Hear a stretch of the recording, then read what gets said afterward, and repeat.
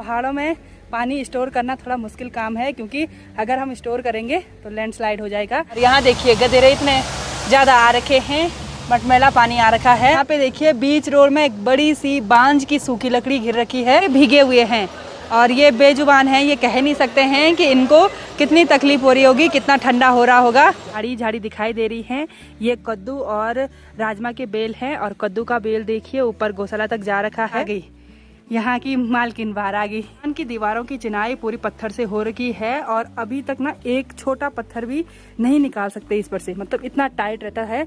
और इन पत्थरों की चिनाई ना चिकनी मिट्टी में की रहती थी, खुदाई करनी थी और फिर क्यारियां बनानी थी। लेकिन अब पॉली हाउस में 5-6 दिन तक नहीं जा सकते हैं, क्योंकि हमारे परिवार में हमारी एक जेठानी जी हैं। शाम के टाइम पे पहली बार मौसम काफ़ी सुहावना है, इधर उधर बादल लगे हुए हैं और बादलों पे धूप लगी हुई है, बहुत तेज चमक रहे हैं बादल। देवर जी शर्माते हैं बहुत ज़्यादा कैमरे के सामने आने पे। और देखिए बाबा जी आगे देखिए, बोले बाबा। सबसे पहले आप सभी को मेरा प्यार भरा नमस्ते। मेरा नाम है प्रियंका तिवारी और मैं हूं देवभूमि उत्तराखंड के खूबसूरत गांव त्रियुगी नारायण से, और आप सभी का स्वागत करती हूं केदार घाटी के इन खूबसूरत पहाड़ों से। अभी सुबह के 11 बज रहे हैं और चारों तरफ तो बादल लगे हुए हैं पहाड़ियों पे, लेकिन आज बारिश नहीं हो रही है। थोड़ी देर पहले तक तो धूप खिली हुई थी, लेकिन अभी बादल लग गए हैं। शाम तक कोई भरोसा नहीं, बारिश हो सकती है और ठंडी ठंडी हवा चल रही है। ये देखिए गांव की दीदी लोग जंगल से सूखी लकड़ी लेके आ गई हैं, क्योंकि चूल्हा जलाने के लिए सूखी लकड़ी की जरूरत होती है। तो पड़ोस की दीदी जी आ गई हैं कपड़े धो के धारा से। और बालेश्वर बोलने क्या कह रहा था कि हम भी धारा चलते हैं नहाने के लिए। बालेश्वर हमेशा ठंडे पानी से नहाता है धारे में, है ना? तो चलिए मैं अभी चलती हूँ, देखती हूँ धारा कैसा हो रखा है ना। चलो। हमारे घर के बगल में ही एक खेत है, इसमें मंडवे की खेती कर रखी है और ये मंडवे के छोटे छोटे पौधे हैं। अभी इसमें बालियां आनी शुरू नहीं हुई हैं। जो धारा जाने का रास्ता है वो गौशाला से होकर जाता है और यहाँ पे भी बाहर गठरे में कोई भी गाय भैंस नहीं दिखाई दे रही हैं, सब गौशाला के अंदर बांधी हुई है, क्योंकि दिन के टाइम पे मक्खी वगैरह परेशान करती है। आजकल गौशाला की साइड चारों तरफ सिर्फ झाड़ी झाड़ी दिखाई दे रही है। ये कद्दू और राजमा के बेल है और कद्दू का बेल देखिए ऊपर गौशाला तक जा रखा है। और ये दीदी जी की गौशाला है। अभी दीदी जी लकड़ी लेके आ रही थी, है ना? मैं धारा में पहुंच गई हूं और हमारे गांव की दीदी लोग धारा से कपड़े धो के वापस घर जा रहे हैं। और एक हमारी सासू जी लगती हैं, वो धारा में अपनी चटाई वगैरह धो रही हैं। और आजकल देखिए धारे का पानी कितना ज़्यादा आ रखा है और यहाँ से लाइन पे लोगों की गौशाला है। आजकल ये गौशाला आप देख रहे होंगे, गौशाला पे ताले लगे हुए हैं और जो गठार है, जो आंगन है बाहर का, उसमें घास जमी हुई है, क्योंकि इन लोगों की गाय भैंस ना मरुड़ा जा रखी है। जैसे हम धारा की तरफ आए वैसे ही हल्की बूंदाबांदी होने लगी है और बालेश्वर भी नहा गया है। आजकल धारे में बहुत ज़्यादा पानी आ रहा है, क्योंकि रोज़ बारिश हो रही है और हमारे गांव में ऐसे धारे बहुत सारे हैं और प्रकृति ने हमको इतना सारा पानी दिया है। जैसे कभी नल पे पानी नहीं आता है ना, तो हमको कोई टेंशन नहीं रहती है। धारा बहुत नज़दीक नज़दीक पे सारी जगह रहते हैं। धारे में गांव के बहुत सारे लोग आते हैं कंबल वगैरह धोने के लिए। और धारे के बगल में ही एक खेत है, यहाँ पे राजमा की खेती हो रखी है और राजमा के बीच में ये जो बड़े बड़े पौधे दिखाई दे रहे हैं, ये हैं भांग के पौधे। ये देखिए वो ऐसे ही बचा के रखे हुए हैं। आज मैंने अपने मोहल्ले का धारा भी आपको दिखा दिया है और इसको नलसुन का धारा बोलते हैं। यहाँ का नाम नलसुन है। और बहुत सारे लोग मुझे कमेंट करते थे पहले, जब मैं ऐसे धारा वगैरह दिखाती थी, कि आप इसका पानी स्टोर क्यों नहीं कर सकते हैं। तो पहाड़ों में पानी स्टोर करना थोड़ा मुश्किल काम है, क्योंकि अगर हम स्टोर करेंगे तो लैंडस्लाइड हो जाएगा। और बहुत सारे लोग मुझे कमेंट करते थे कि आपके यहाँ भांग की खेती भी क्यों होती है। तो भांग के अंदर बीज होते हैं जो तड़के के रूप में यूज़ करते हैं पहाड़ों में, और चटनी भी काफ़ी टेस्टी होती है।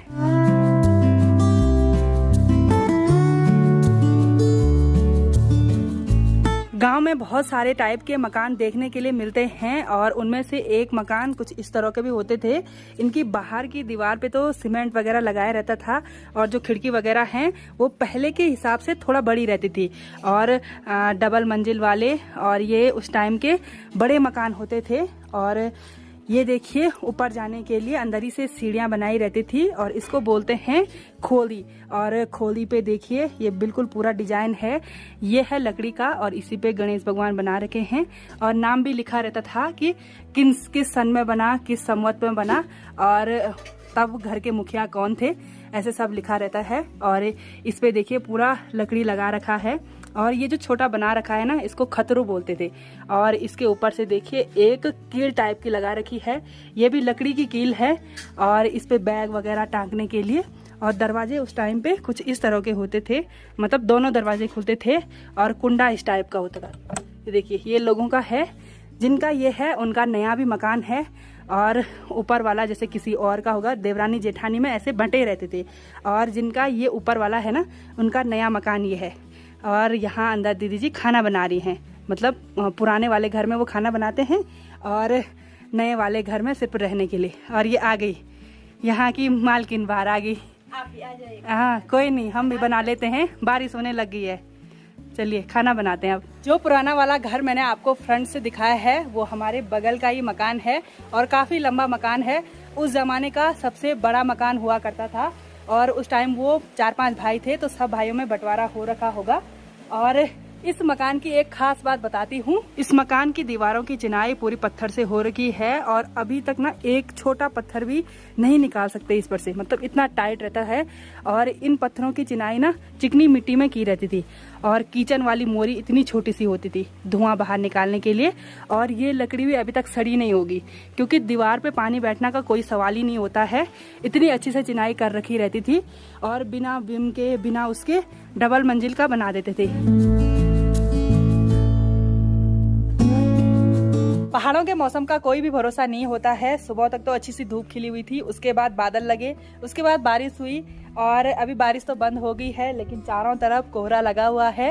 वैसे आज मुझे पॉली हाउस में काम करना था, आलू की खुदाई करनी थी और फिर क्यारियां बनानी थी, लेकिन अब पॉली हाउस में 5-6 दिन तक नहीं जा सकते हैं क्योंकि हमारे परिवार में हमारी एक जेठानी जी हैं, उनका बेटा हो रखा है। तो हमारे गढ़वाल में ऐसा मानते हैं कि जहाँ भी जैसे कुछ सड़ने वाली चीज़ जैसे ये आलू और कद्दू वगैरह ऐसे बेलों पे नहीं लगते हैं। 6 दिन तक ही ये सब कुछ होता है, 6-7 दिन तक। शाम के 5:30 हो रहे हैं और हमारी तैयारी है अभी सोनप्रयाग मार्केट जाने की।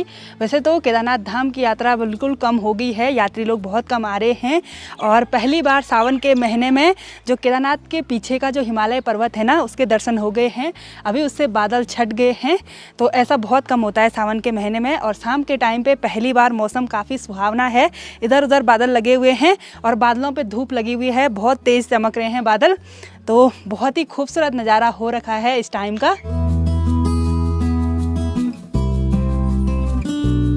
त्रियुगी नान से रास्ता ही लगे थे और यहाँ पे देखिए बीच रोड में एक बड़ी सी बांज की सूखी लकड़ी घिर रखी है, थोड़ा सा ही रास्ता है ऊपर से जाने के लिए।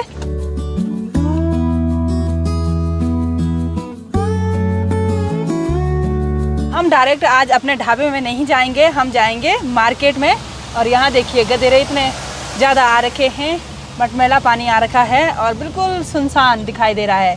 वैसे पहले इधर साइड गाड़ियों को नहीं जाने दिया जाता था क्योंकि यहाँ जाम लग जाता था और आजकल तो ऐसी स्थिति है कि गाड़ियाँ मार्केट तक जा रही हैं। सोनप्रयाग में आते ही हल्का हल्का अंधेरा होने लग गया है और गिने चुने ही यात्री लोग दिख रहे हैं, आधा से ज़्यादा तो इसमें लोकल हैं।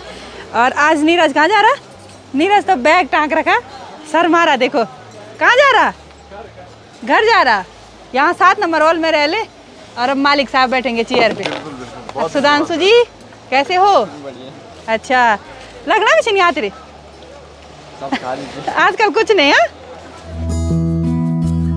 और खच्चर भी देखिए लगातार केदारनाथ धाम से नीचे आ रहे हैं और पूरे भीगे हुए हैं और ये बेजुबान हैं, ये कह नहीं सकते हैं कि इनको कितनी तकलीफ हो रही होगी, कितना ठंडा हो रहा होगा। और ये देखिए बिल्कुल एक लाइन में चल रहे हैं और ये रुकेंगे सीधे अपने अड्डे पे। होटल भी हमारा अच्छी तरह से चमक रहा है और यात्रा भी काफ़ी कम हो गई है। दुकान में है हमारे अंकल जी और पूजा पाठ भी कर ली है, अगरबत्ती जला रखी है। अनिल देवर जी और अखिलेश देवर जी का काम है शाम को रूम लगाने का। लग रहे हैं कि नहीं लग रहे? लग रहे हैं थोड़ा थोड़ा रेट डाउन हो गया। रेट डाउन हो गया, कल पूरा फुल था रूम सारा। अच्छा, सब फुल थे? सब फुल थे। चलो बढ़िया। और अनिल देवर जी शर्माते हैं बहुत ज़्यादा कैमरे के सामने आने पे। और देखिए बाबा जी आगे देखिए, बोले बाबा। आजकल यहाँ शॉप में अंकल जी रहते हैं तो अच्छी तरह से मैनेजमेंट कर रखा है। और यहाँ पे नीरज और अंकल जी की ड्यूटी रहती है, एक दिन के टाइम पे रहते हैं और एक रात के टाइम पे। वैसे आजकल उतनी भीड़ नहीं है, इनको आफत नहीं आ रही होगी ज़्यादा, जैसे हमको और बालेश्वर को आती थी। अरे बालेश्वर की याद आ रही है आज इस दुकान पे आके। और बालेश्वर आज हमारे साथ सोनप्रयाग नहीं आया क्योंकि उसको कुछ और काम था। तो आज की इस वीडियो को यहीं पे एंड करते हैं। आई होप आपको वीडियो पसंद आई होगी। वीडियो पसंद आए उसको लाइक कीजिए, कमेंट कीजिए और अपने दोस्तों के साथ शेयर कीजिए। मैं प्रियंका योगी तिवारी मिलती हूँ आपको अपनी अगली नई वीडियो में। तब तक के लिए जय देवभूमि उत्तराखंड।